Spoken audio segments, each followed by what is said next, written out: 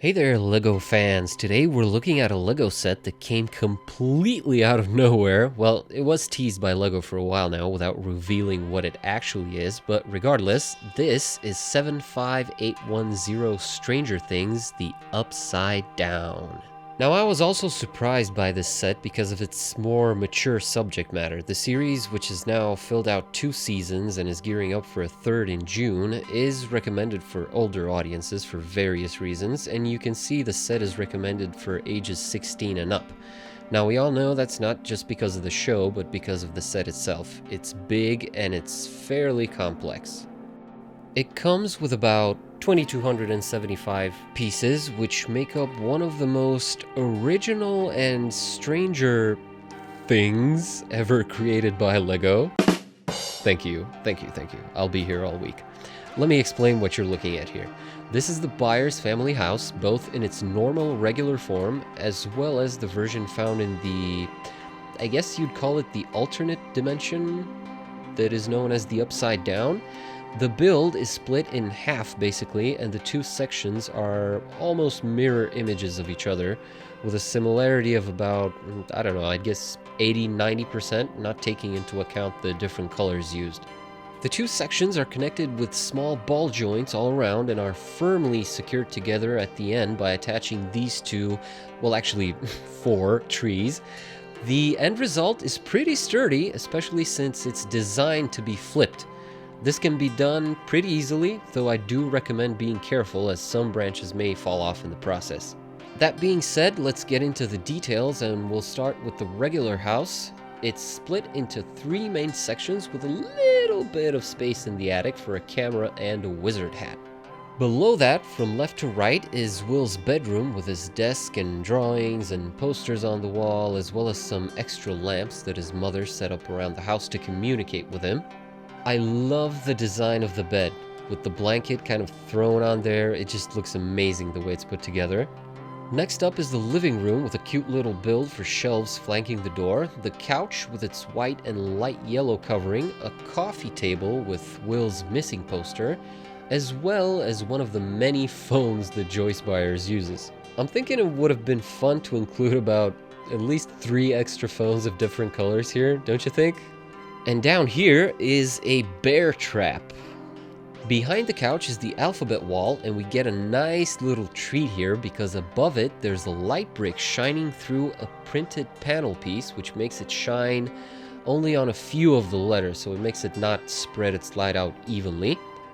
It's not perfect, that's plain to see, but it's a nice touch. The next area is kind of cut off. I'm not really sure which room this is. You can kind of see some boxes there in the back behind the recliner, but as I said, I'm not really sure which part of the house this is.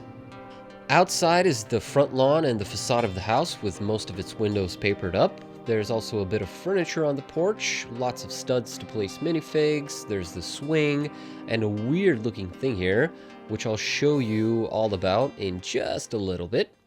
Alrighty, if you're ready now, let's close our eyes. Breathe deep, and welcome to the Upside Down. We're gonna try and explore around without drawing too much attention to ourselves, so be careful, okay? There's slime everywhere, not to mention those wispy, smoky things and tendrils of black, icky stuff all over the place.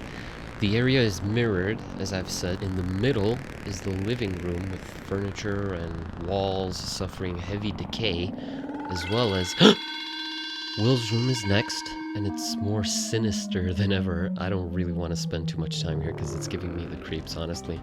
Alright, let's turn on the lights for a second so you can see the thing in its full glory. This set has settled it for me. 2019 is the year of dark blue, with Rex Danger Vest's vehicles, then the Ford Mustang, and now this.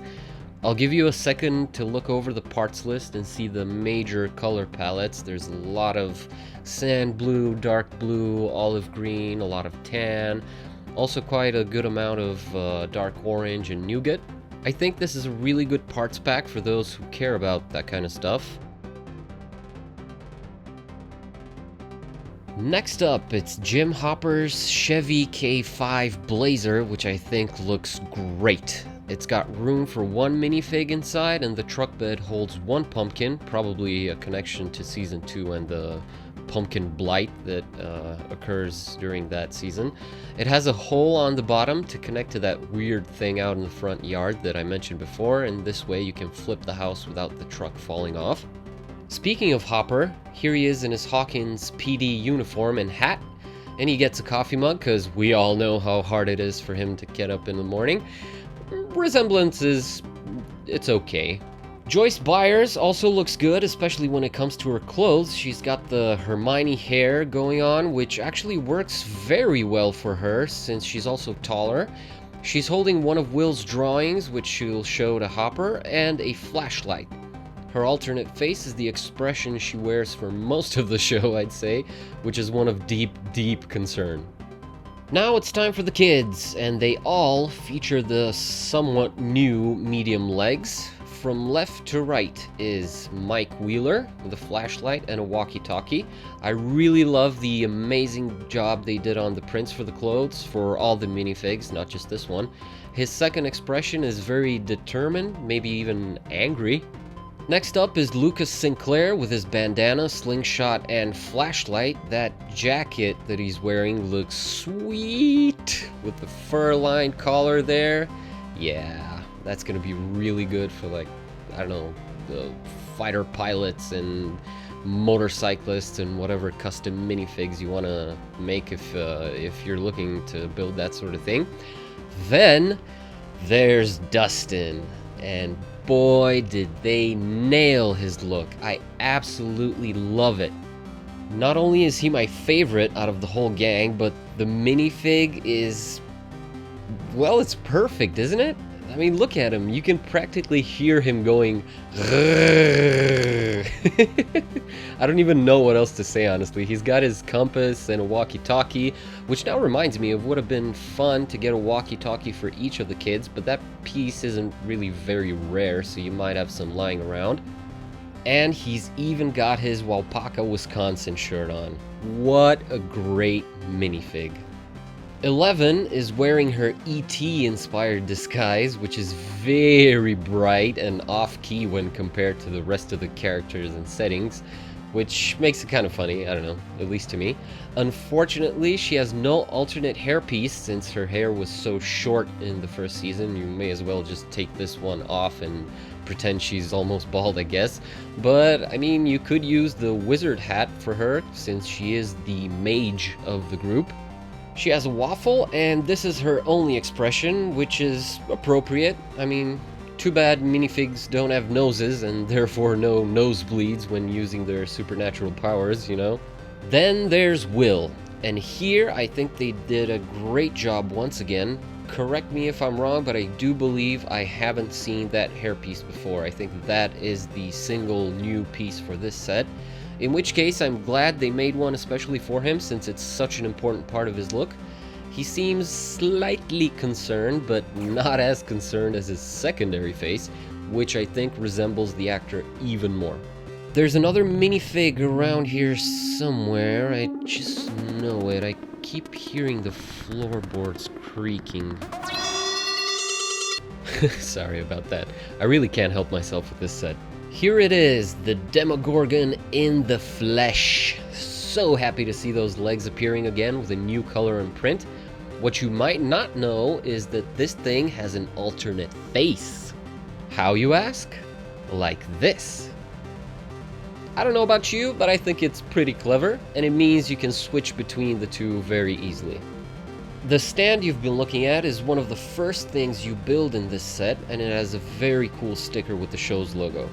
Oh yeah, there's also a bike, which I'm just gonna assume belongs to Will. I guess now would be the time to mention the upside down branding on the box as well. Really shows how much thought they put into it. And I gotta say, I don't know how this set could have been any better. I mean, of course you can always ask for more characters or more of the house and stuff like that, but for what it is, I think it's just great. I hope this sells well. Not just because it's something that I personally like, but because it might make LEGO do stuff like this in the future. you know, reach outside of their comfort zone, use movies and shows and themes which aren't all puppies and flowers, where, well, not everyone gets a happy ending. As things stand right now, I can confidently say that this is my #1 set of 2019 so far.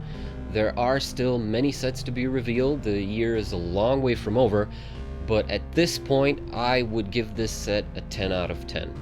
Some of you have asked for size comparisons on our last English video, so here you go. Stranger Things compared to Apocalypseburg or the Rexcelsior. Heck, let's throw in the Bugatti as well. Why not? Well, I hope I've shown you the stuff that you wanted to see, and if I missed something, be sure to let me know in the comments. I'll try to answer to the best of my knowledge. This set is available in stores starting the 1st of June. Thank you so much for watching. There are some very special sets coming up this year, and we're gonna make some English language videos on those as well. Hopefully just as early as this one. So I hope to see you then and there, and happy building, everyone!